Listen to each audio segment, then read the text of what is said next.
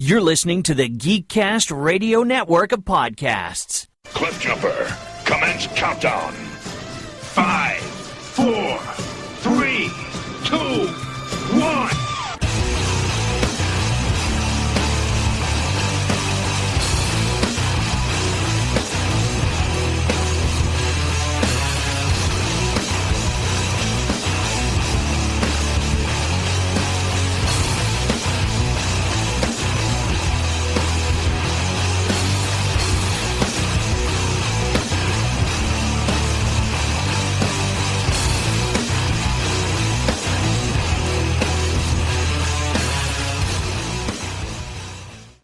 And now, ToyCast with your hosts, TFG1Mike and Optibotimus.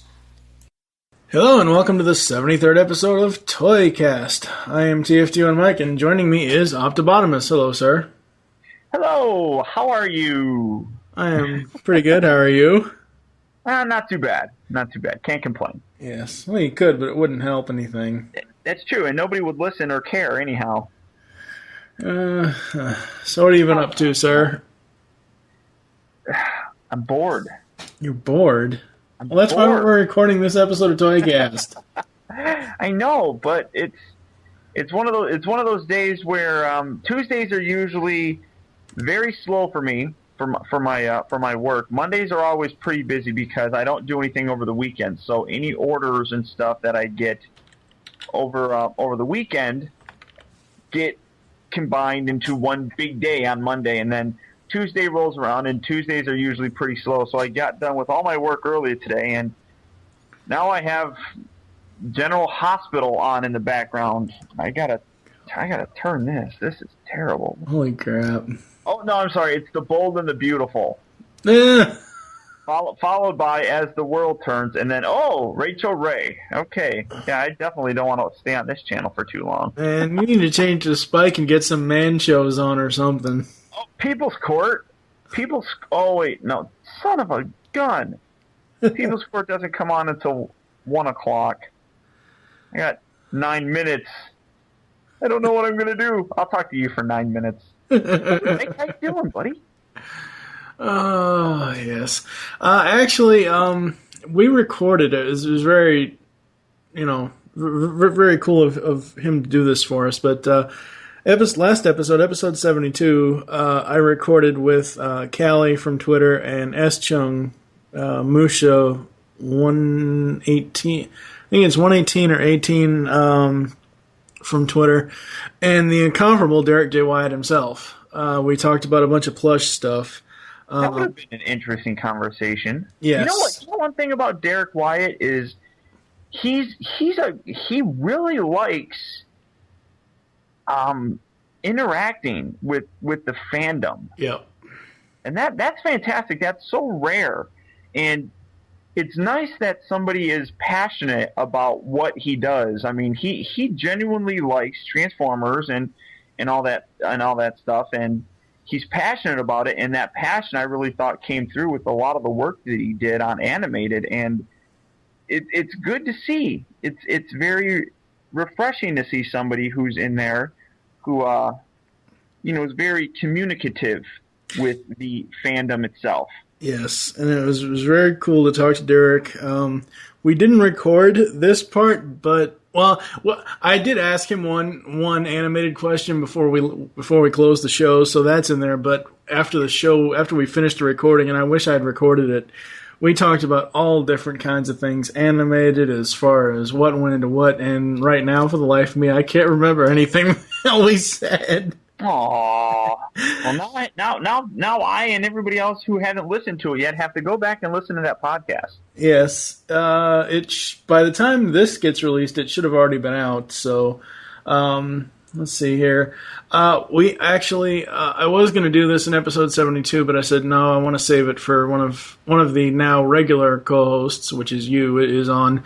We actually got a new iTunes review. Oh.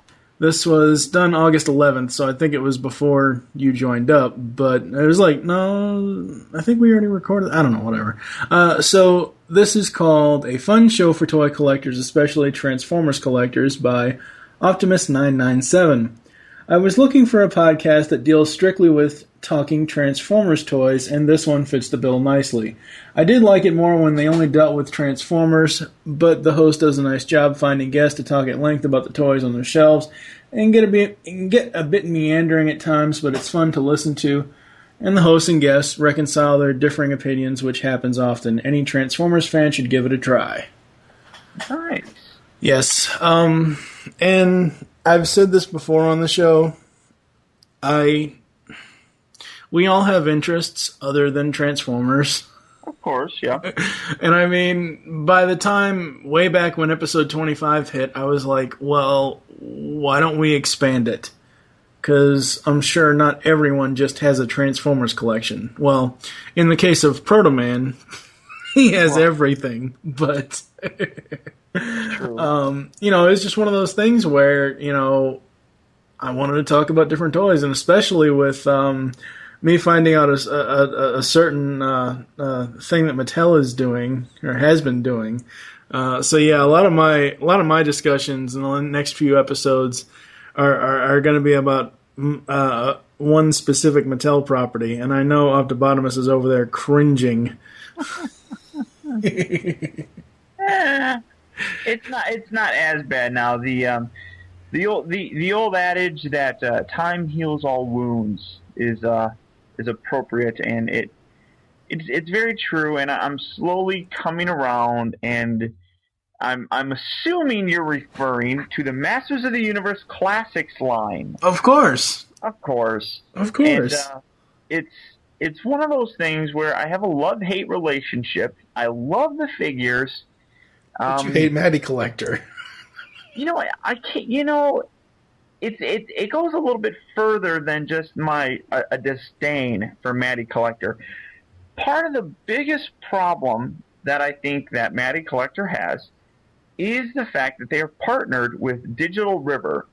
Digital River is their company that processes all their orders, ships all their orders, maintains their website, all of this stuff, and does their customer service, everything. Mm-hmm. It's really so incredibly subpar to me. It's pathetic. It's atrocious, and I'm not the only one who thinks this. I mean, it's just a terribly run website, and because of that, it affects the line itself. The figures are fantastic. I've never shied away from how much I love the way these figures look. It's just getting them is such a pain in the arse that it's almost unbearable, and you almost don't want to bother collecting the figures at all because the headache isn't worth it. Yeah. That's the sad part about it. And I've said, since you, and obviously Spade is not with us today, but since you and Spade had joined up when we've kind of briefly talked about this in the past, and that's why I've said, I will never try to go through MattyCollector. I will always buy third party through BBTS. And, they're not a show sponsor, so, I mean, but I mean, still, it's one of those things where it's available on BBTS for the most part. Like, every figure that I want now, outside of, like, say, reissue He-Man and Teela and Man-at-Arms, every figure is in stock. Of course, I can't buy any of them at the present time because of bills and all that. Bills come first, but at least they're there, Right. And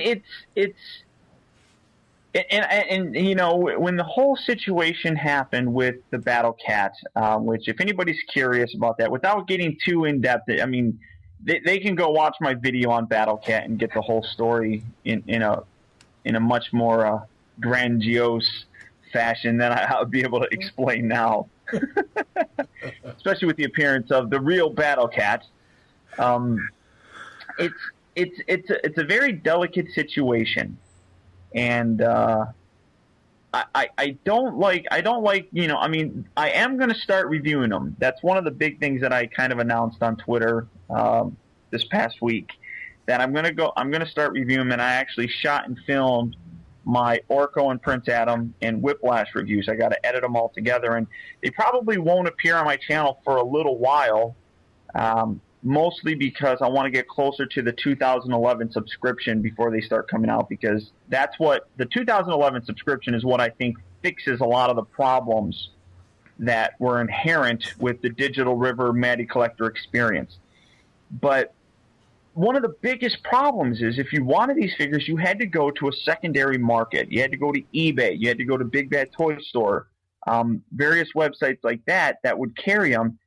But there's an overhead, and I understand the nature of the overhead. I mean, you buy the now if I were to do it, Big Bad Toy Store, they got to buy the figure. The figures are $20. They have to have them shipped to them as well, which is another $10.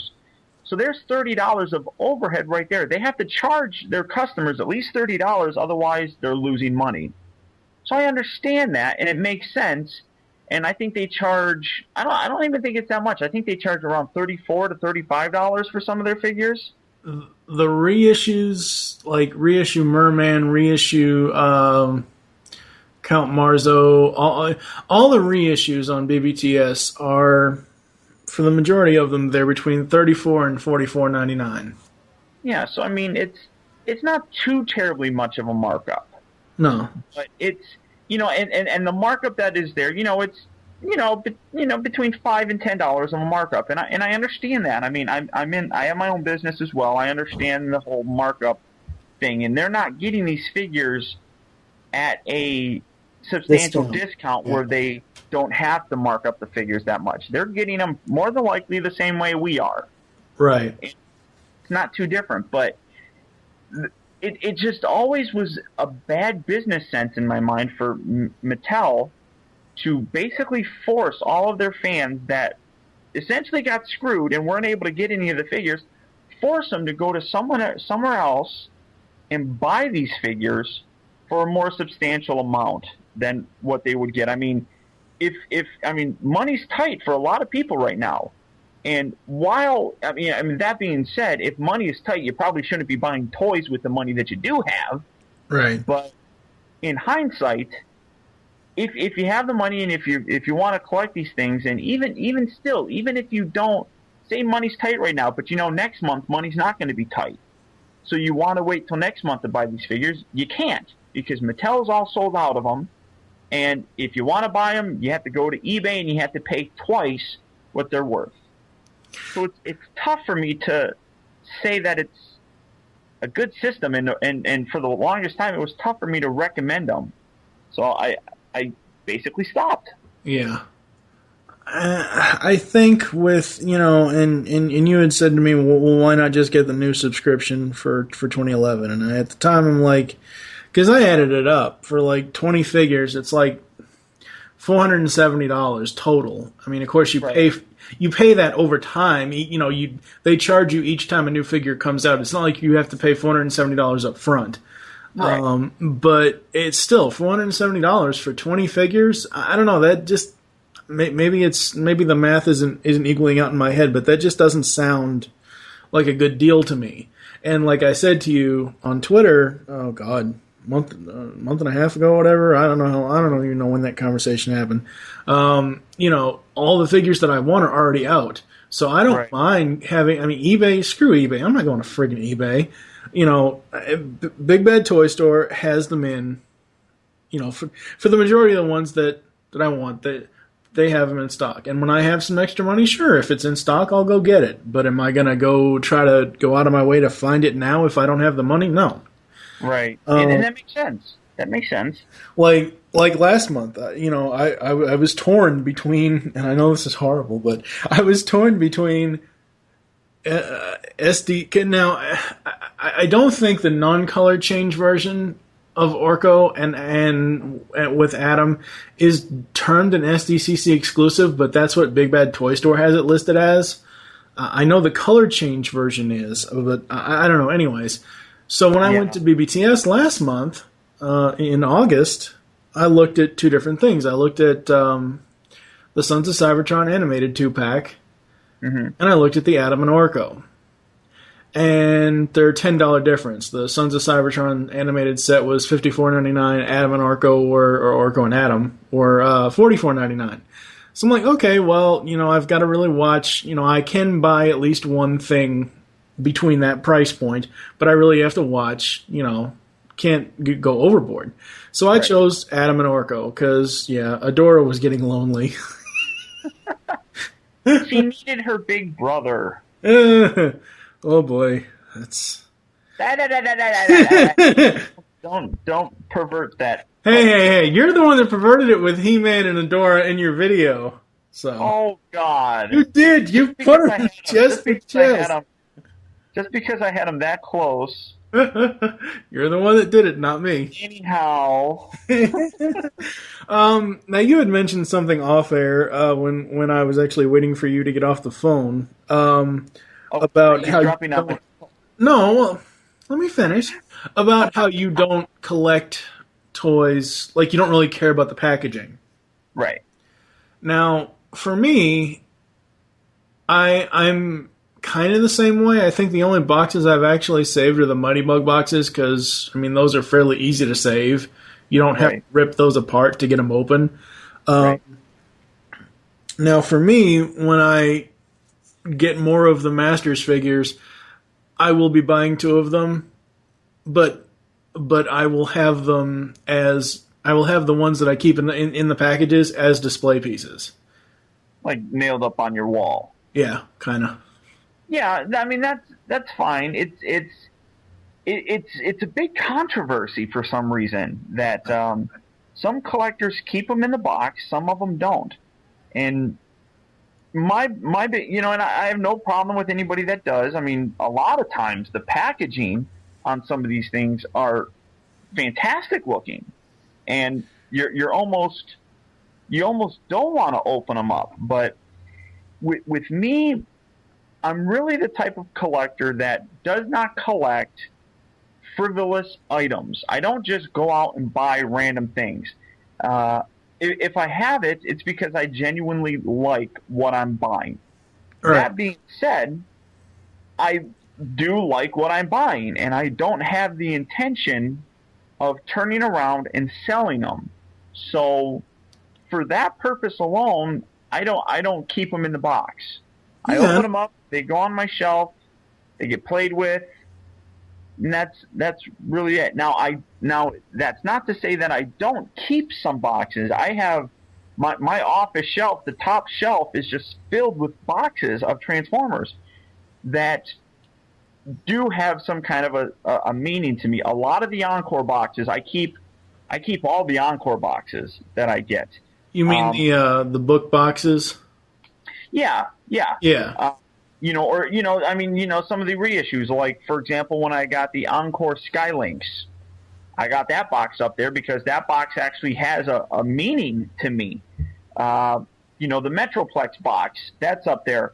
Not too terribly long ago, Ben, or Pia, sold me I always get the name wrong. It's from Godmaster, the Power Convoy, got Jinrai or something like that. It's the Power Master Optimus Prime is what it is. It comes with the extra blue cab thing. Right. When Ben sold me that, he had the box with it, and I kept that box. So there's a few things that, in terms of boxes, I do keep the boxes, but obviously, if they're on blister cards, those things get destroyed when I open them up. The packaging for, the Encore figures, the boxes like that, where all I have to do is slit a piece of tape and then slide the figure out, those boxes are a lot easier to keep than, say, the blister cards. Right. So there are some that I do keep. Yeah, I gotta say, when it comes to, I've only gotten, well, you sent me Adora, thank you very much, but and I bought Orko with Adam, but I gotta say, Hasbro needs to take a talking to with Mattel, because Mattel's inserts in their packaging is a hell of a lot easier to get figures out of than Hasbro. It's very true. It's very true. And I think that is one of the reasons probably why, like, I know back in the day, you know, people would just, you know, remove or switch around toys in toy stores and stuff like that in different packages. But I think that's one of the reasons why you don't see Masters in Toys R Us or Target or Walmart, that it's only online, because of the way that they're packaged. Because, I mean, anybody could rip that blister card open and just take a figure out of the thing. I mean, it's like a little flimsy piece of clear, not even plastic, but it's like a clear rubber band almost. Yeah, kind of like an elastic thing. I will say that in some of the figures, now you have Adam, you have Orko. Mm-hmm. I'm trying to even think. I don't remember how Adora was. There are some figures that are really tough to get out of that plastic insert. After you get through the blister and you pull the card off, and there's a little plastic mold that, you know, kind of surrounds. There are some figures that are tough. A lot of the ones that come with capes are very tough to get out, because they loop the cape through the plastic. Yeah. So, I mean, it takes some, you know, pulling to get that out. Adora was fairly easy. She just had stuff like around her legs and her hands and her chest. Right. Or, you know, the front of the torso around the neck. Orko and Adam. Orko wasn't that hard, because all I did was I took the back of the blister and just took my thumb and just pushed Orko from, like, the blister all the way out. Adam was a nightmare. The reason why Adam was a nightmare to get out of the package was because, you know, dumb lazy Adam, he's laying down in the package. And that's why Orko's card is so big, because they have this fully articulated Adam in the bottom of the box. That's what I was when I first got them. Now, I buy them from a friend of mine who's on He-Man.org and sells them to me for essentially the cost of it, the cost of the figure plus shipping. You know, I mean, and you know, and there's a little bit of a markup. I mean, like I said, I mean, I paid $30, I think it was, for my Whiplash, and I paid $35 for Orko.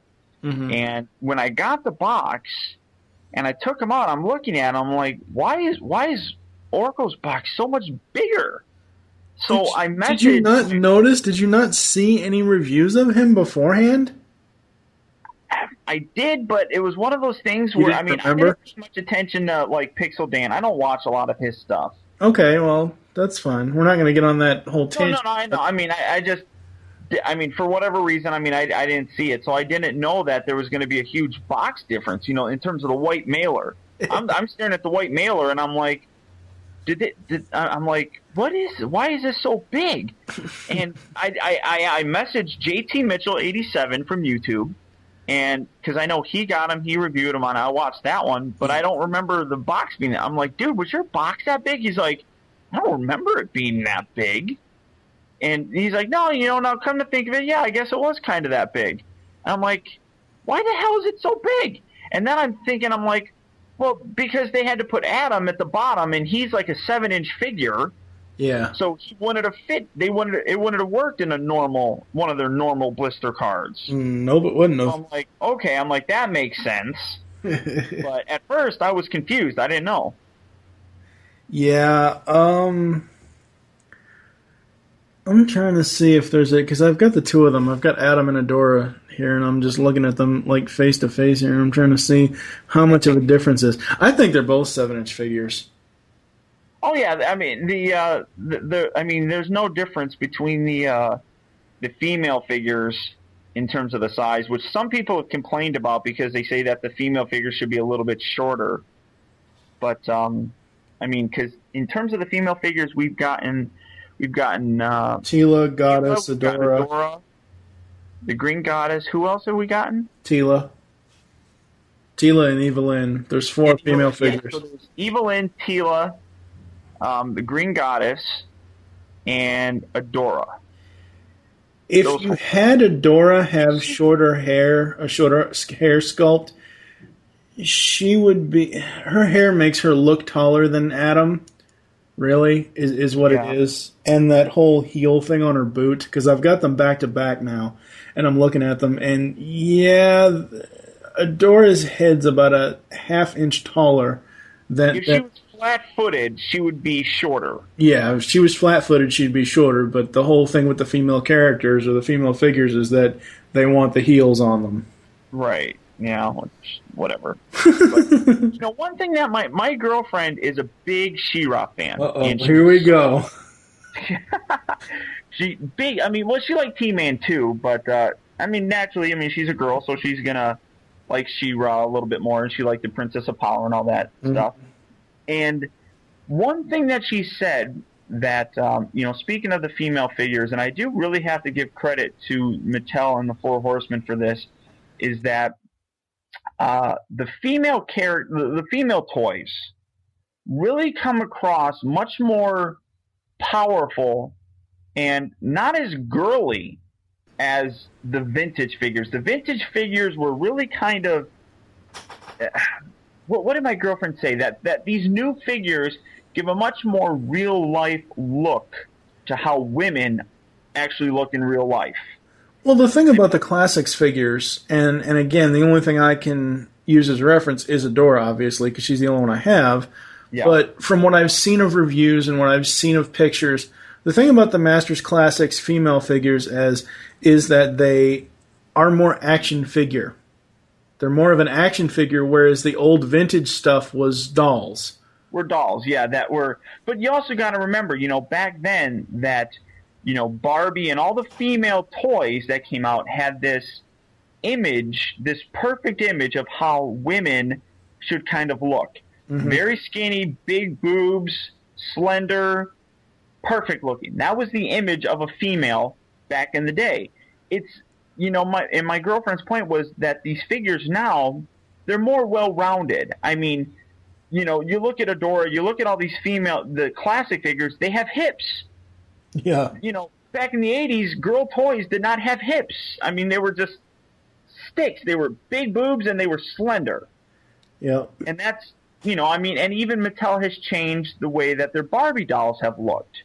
Yeah. So it's, it was nice that they're, changing this and putting them into a more, like you said, a more action figure look.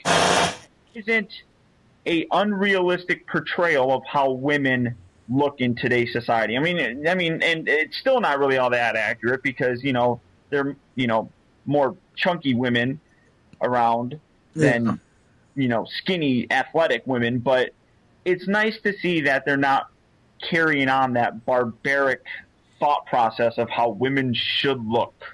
Right. I think they've done a fantastic job with that. Yeah. So kudos. Yes. To the Four Horsemen. Yes, very much so. So I guess that's been the discussion topic. I don't know, you want to say anything else about Masters in general or anything about, packaging? And like I said, for me,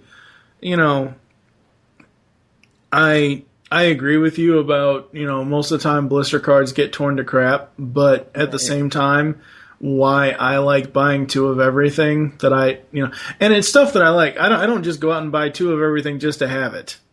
Right. No, I just don't do that. But with Masters, when I do go back and I do buy, say two reissue Skeletors or two, reissue He-Mans or whatever, and one of them's getting opened and put in the display, and seeing as how I have had for the past 20, 25 some odd years, I've had the original Castle Grayskull. It's not complete, but I still have it. They look... Huh? It's still there. You got the best part of it. Yeah, yeah. These figures, these Masters figures look so great next to it. They just do. They really do, and it's been a long time hope of mine that they will eventually somehow, some way, come out with a way that they can make a more updated and new Castle Grayskull. A more classic version of it, and it would be huge because the vintage figures are like 5 inches. These ones, the new ones, are like, I don't know. We kind of decided that they're like 7 inch. So Castle Grayskull would be huge. But I would love to have a new one of those. Love I mean, to. this one is the original vintage one that I have. It's, I would say, 1.5 feet tall. Uh-huh. Maybe that, and Adora comes up to just like the top tooth of where the jaw bridge is. Well, that's not bad. As far as her head, Adam comes up to, and of course you can't really compare Orko unless he has a stand. Adam comes up to about the same place. So, I mean, you know, at SDCC this year they had the diorama with all the figures, and they had a version of the O2 Castle Grayskull. And I know it's not real, and I know we're never probably going to get it. It's just a diorama, but oh my god, that would be so cool if they put that out. Now, I heard a rumor, actually it wasn't really a rumor, something Pixel Dan posted on Twitter. Apparently Mattel is no longer is canceling the 2002 influence for the line. That's what, yeah, I've heard that as well, and you know, I think what they're canceling is that they're not going to do any more 2002 characters. Well, see, that would kind of suck because I think that we should get some sort of 2000, like a combination between 2002 and vintage Stinkor for a figure. I mean, that's yeah. I mean, and I can really see. I mean, all you really have to do is repaint Merman. But yeah, I mean, that's one of those characters where he existed in the vintage line. I think more so you're looking at like, what's the new one that comes out next month? Carnivorous or something like that? Yeah, Chief Carnivorous. I don't remember ever hearing about him in the original cartoon. No, he wasn't in there. It was a thing that was introduced in the O2 cartoon. Right. So that's a character that I don't think would be created. Keldor is a character that I don't think would have gotten created. I think that's the kind of stuff that they're referring to. Yeah. I still think they're going to go to the 2002 series to kind of update certain characters. So I think Stinkor would be a figure that would probably still work. Yeah. Things like that. I don't necessarily, like I said, I'm not exactly sure what he meant, but we'll see. I don't know. I mean, I hope that we get some sort of, and I mean, granted, we have the vintage He-Man in classics and all that, but I would like to see, and you kind of mentioned this a while ago to me, when Adam was, or Orko with Adam was first announced. I would kind of like to see an O2 Classics version of Adam.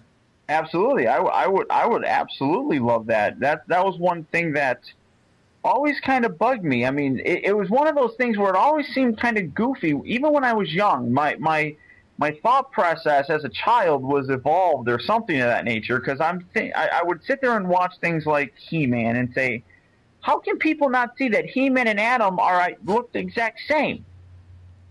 I mean, you just change the clothes out. I mean, I don't understand that. Or, I'm like, you can look at Clark Kent and you can't see that that's Superman. I mean, it was things like that just really kind of confused me as a child. So I when think the for 2002 me, series came out, what's that? Oh, I was going to say really quick, I think for me, the issue I took with the O2 cartoon really is like in the beginning it was fine because the transformation in like the first season, it's basically Adam taking the sword out, saying the words, and it's like a lightning bolt, and all of a sudden he's He-Man. In the later seasons, like season 2 and part of season 3, or the end of, I don't know, it was only 40 episodes, so I guess it was just 2 seasons. But I mean, in season 2 later on, once like the Snake Men come in, there's a whole new transformation once we learn about King Grayskull and all that. Right. The new transformation shows Adam growing into being He-Man, and to me, the first thing I thought was, oh wow, they're teaching kids that you hold a magic sword up, you get hit by lightning, and all of a sudden you're taking steroids. Because it looked, if you go back and you look at like some of the when he got the He-Man of the North armor and all that stuff in that cartoon, if you look at some of the transformations in season 2 or any of the transformations in season 2, you see his skin physically grow, and I don't like that. It reminds me of just I don't know. It's just weird. It just for some reason I don't know. No, you're right. The visual aspect of it was not very good. Yeah, I think they could have. I like the concept of having Adam being a scrawny small guy who, because of the power that's instilled into him, becomes bigger. But I don't think they needed to show it. Yeah. And I mean, if they went to the transformation sequence, if they kept the transformation sequence that they used in the first season, I would have been fine with that. But you're right. I mean, the growing, and you see his arms, just grow. It really reminded me of an incredible, from the old, the old television series of Incredible Hulk. Yeah. Where you see it in his, the shirt rips, and then that's what it really kind of reminded me of, and I didn't care for it too much. I like the concept that he's small and then he gets big. That works, and I would really like a Prince Adam in the 2002 style.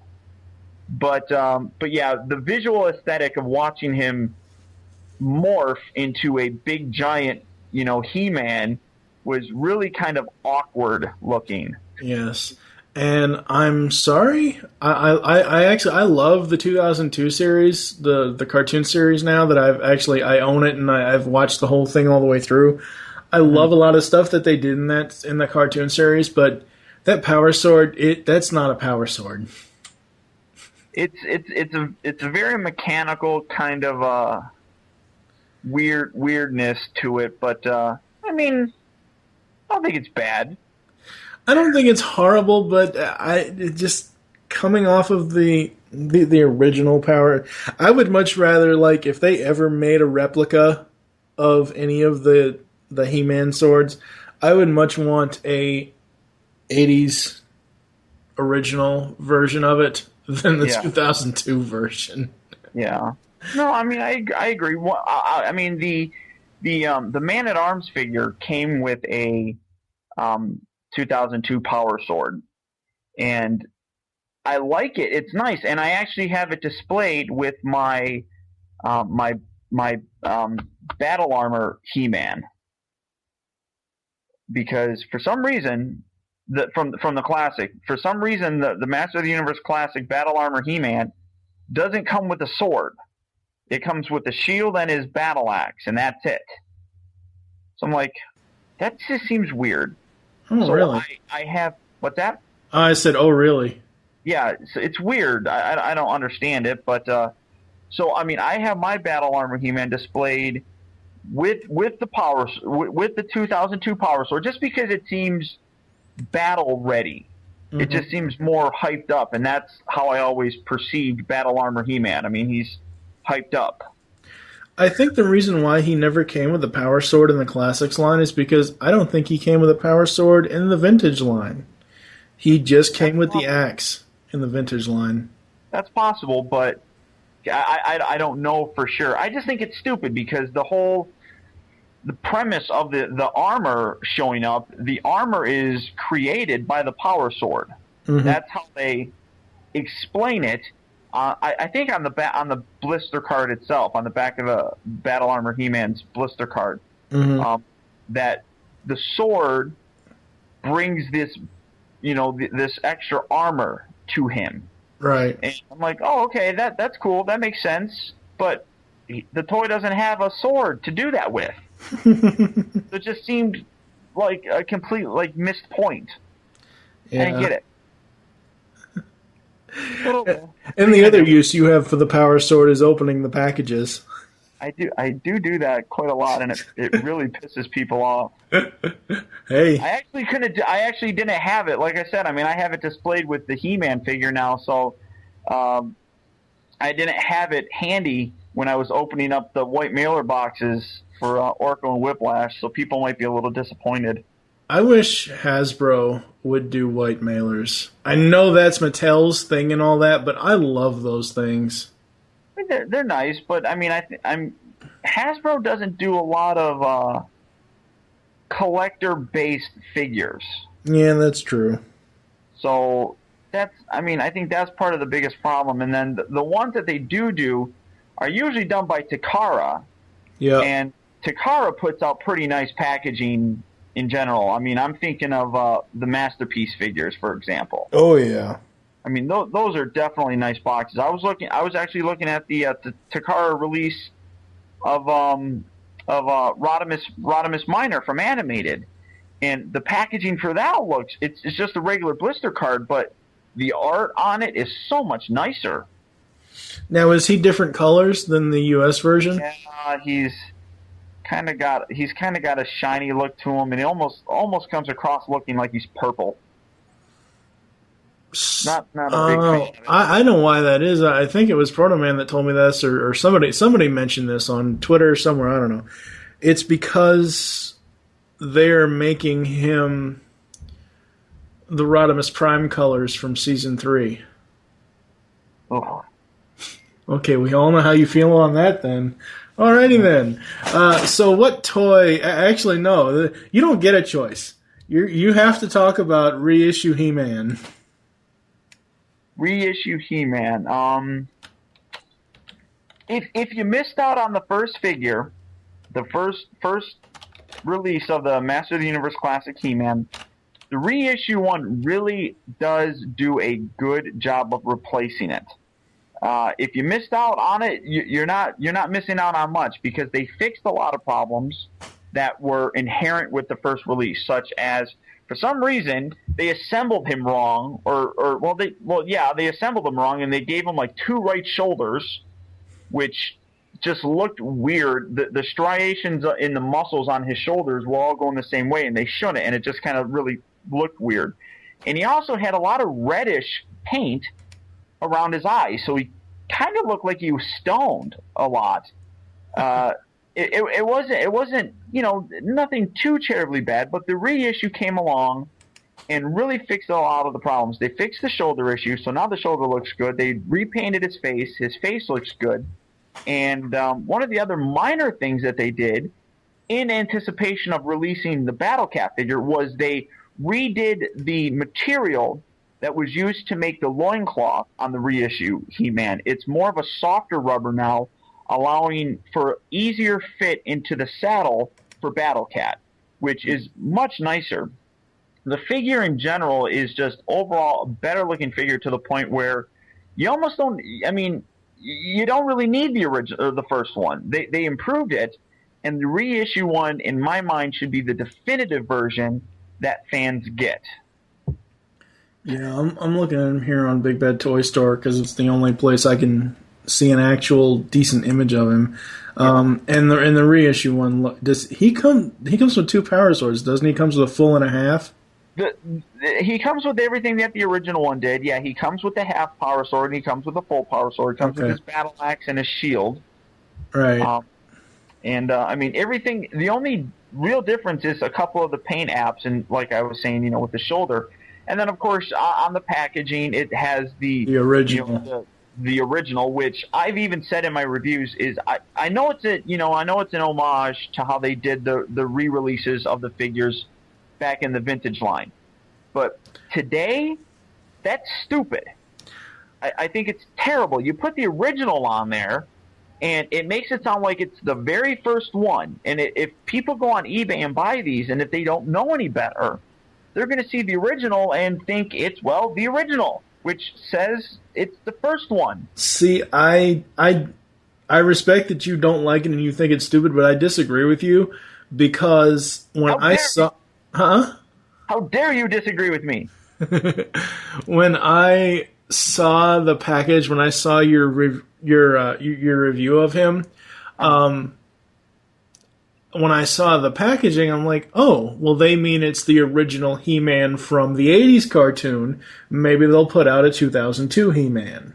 That's the way I take it. But that's not how it. That's not because every reissue has the original stamped on it.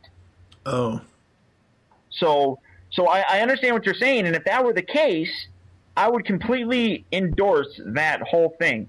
But every reissue that comes out has the original stamped onto it. So this past month we got the re-release of Trapjaw. Yeah. His had the original on it.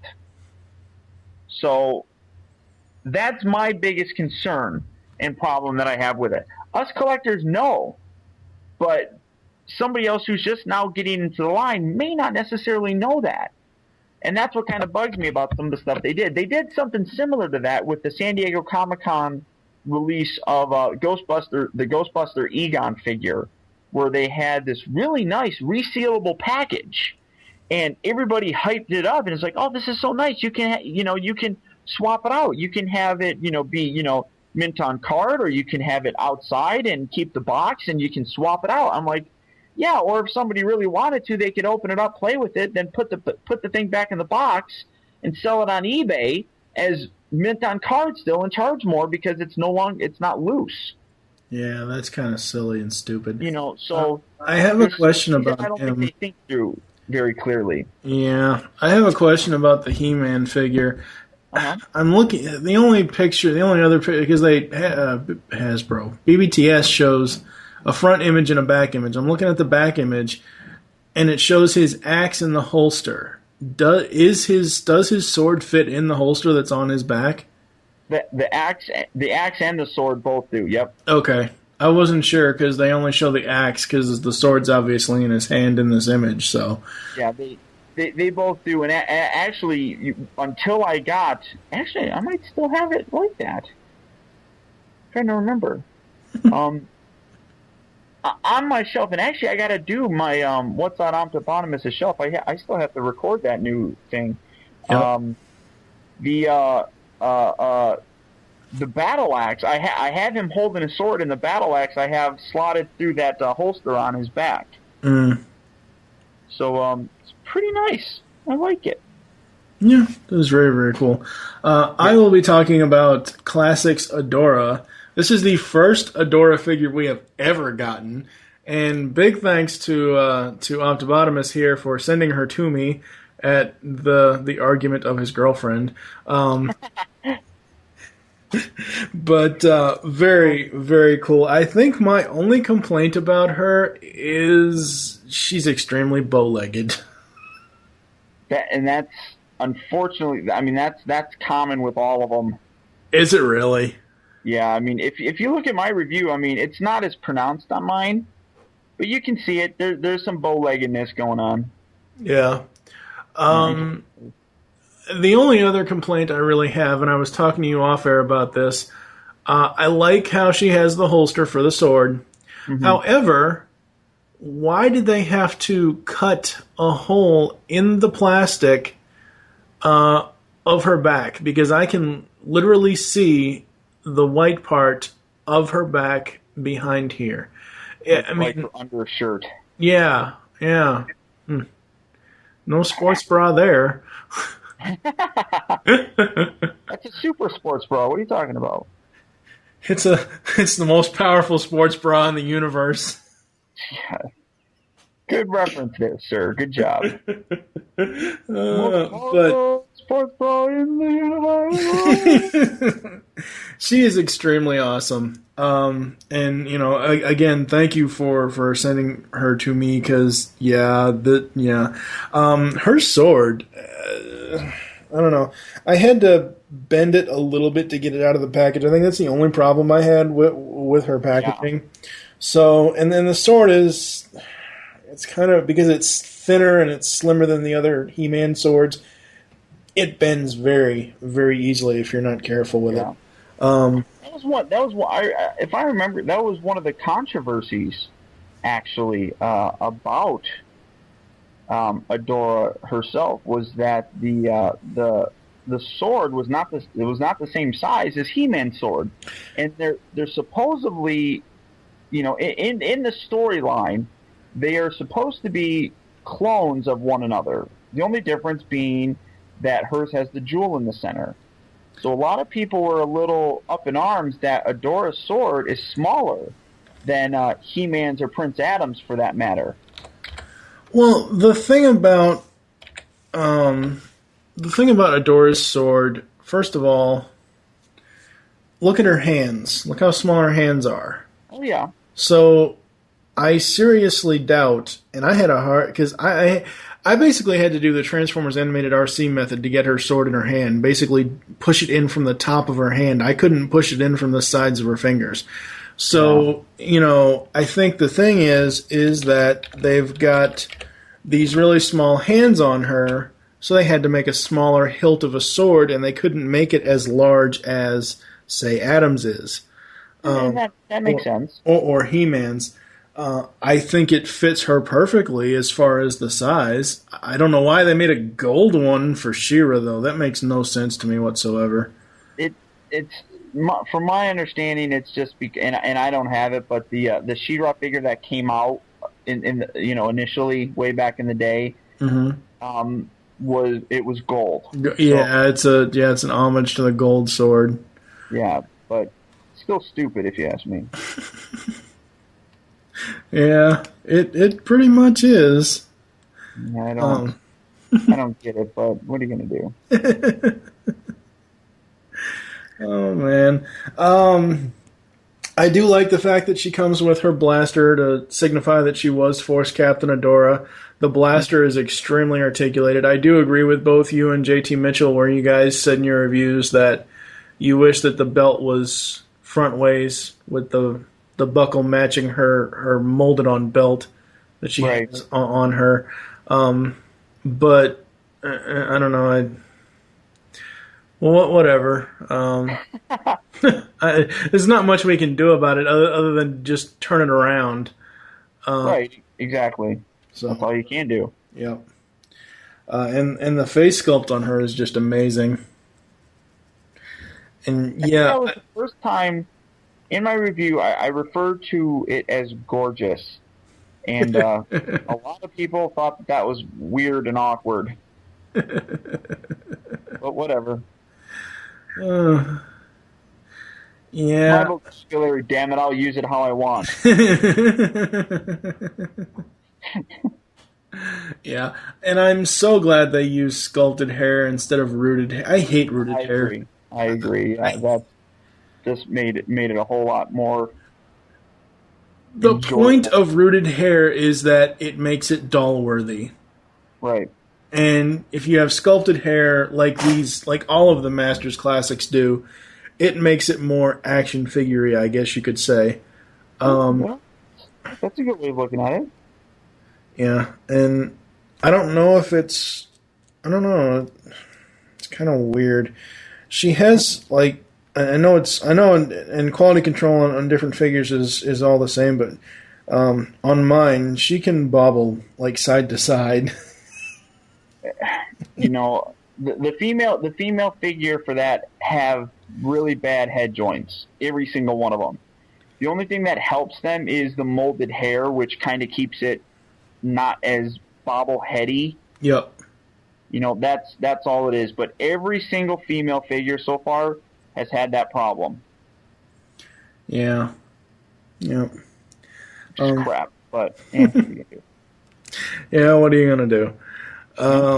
So yeah, I think that's about it for this episode. I mean, I really don't have too much else to say about her. She's just an amazing, amazing figure. Get her. If you can. Yeah, see that's the problem. We really can't, we can say, you need to find this figure, but at this point, your only resource is eBay, because even BBTS is sold out of her. I think I found, before you agreed to, or told me that you would send her to me, I think I found one on Amazon for $38.99. Not too bad of a price. No, it's not too bad of a price at all. But I think that's the only place I've found, and I don't do eBay anymore. I just don't. Yeah. So yes. What else do we want to talk about? Anything? No, you pretty much picked my brain. Yes. Join us next episode where Prince Adam and Cringer will be making an appearance. Adam! That's actually a fairly good impression for Cringer. Yeah, that's my. I've been working on it. That's all I can say. I can't say anything else. I just say Adam. You know, it's one of those things. When I first got these figures, really quick when I first got them, when you first sent me her, and then when I got Orko and Adam in, and I put them with Grayskull, because obviously my Grayskull was sitting in the corner until now, but Right. you know, because there were, you know, outside of some random, really old, you know, paint faded Ninja Turtles, Grayskull really didn't have a purpose in my collection. Yeah. Yeah. Ever since I've got these and I've got them on display, it's like, oh man, I need to go back and get out Secret of the Sword, the DVD. Yeah, my girlfriend has the first 2 seasons of She-Ra, and the Secret of the Sword is included on the first season. So every now and then we'll put it on and we'll watch it. It's good fun. You need to. I don't know. You said she has the first 2 seasons, so she has season 2, volume 1, and volume 2. Yes. Oh, so she's got the full mural. See, I only have the He-Man sets. And I'm glad that I've waited because She-Ra is getting a 25th anniversary complete series treatment. Oh, Yeah. son of a bitch. Well, The only thing is there's no mural. I mean, if you're into the whole mural thing, yeah. But yeah, she's getting a 25th anniversary DVD release to her. Yeah, so I'm glad I waited, but I'm a little annoyed that I didn't. That's kind of funny. Oh man. Well, what are you gonna do? Yeah, you know, you were talking a little bit about the size difference of the swords. I'm going to link you to a picture that I have on PhotoBucket. I actually took a screen cap of the 2 swords when they're holstered. The image of where He-Man's in the tractor beam thingamajigger. Ooh. And if Tractor beam thingamajigger. Let's look at the tractor beam thingamajigger. I'm supposed to be looking at the swords, damn it. Oh. Oh, yeah, you know what? It does look smaller. See? Interesting. Yeah. I mean, so the fact that the sword. Now I'm being nosy and I'm seeing what you have all on your desktop. That's an old picture. That's actually from my old computer. So. All right. So thank you for joining us here on ToyCast. There are several ways to get in contact with us or leave feedback for the show. Visit the website, geekcastradio.com. You can comment on each episode post.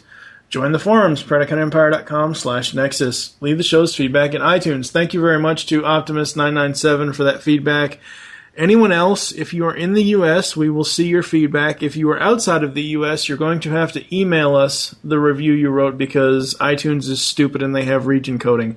You can send that review to tfg1mike@gmail.com. You can follow us on Twitter. TFToycast is the show Twitter. Mine is TFG1Mike. What is your Twitter, sir? Twitter.com/Optibotimus. Yes. You can follow us on Facebook. Search Geekcast Radio Network. Call the voicemail line. Tell us the show you're leaving the message for and your name. 502-526-5821. Do you want to pimp out your YouTube stuff before we go? Right now, I'm working on couple. I actually got a lot of stuff because my girlfriend she started school. She's a teacher and she went back to school, so I get a lot more free time now. And I'm trying to get through some of my stuff. I got the 2 Power Core combiners, the Superion, or the aerial bots, and the Combaticons I still got to do. Orko and Adam. Orko and Adam. I got Orko and Adam and Whiplash are recorded. I just got to edit them. I still got to get my G1 Metroplex done. I have the new Voyager Battle Blades Optimus Prime from the Hunt for Decepticons line. I'll probably have that tomorrow shipped to me. God, I don't know. And then there's a bunch of older stuff, vintage stuff that I'm working on getting. There's for anybody. I'm just real quick for anybody in the LA area. We're having this big meetup October 3rd from anybody that's on TFW 2005. We're getting together, and there's a bunch of stuff that I'm trying to buy from that. So busy. Lot of stuff. And I actually kind of decided that I'm going to start trying to get more early figures because people seem to like those. And I thought, I haven't done those in a while. Maybe I'll try doing some of those. So that's about it for me. Yes. The life of a busy YouTube reviewer. World famous. World famous, yeah. Yeah. We'll pretend. Well, at least U.S. famous, I guess. Yeah. There you go. We hope you enjoyed this episode of ToyCast and wish you'll join us next time. For now, I am TFG1Mike with Optibotimus. Thank you for listening, and until next time. Oh, shit.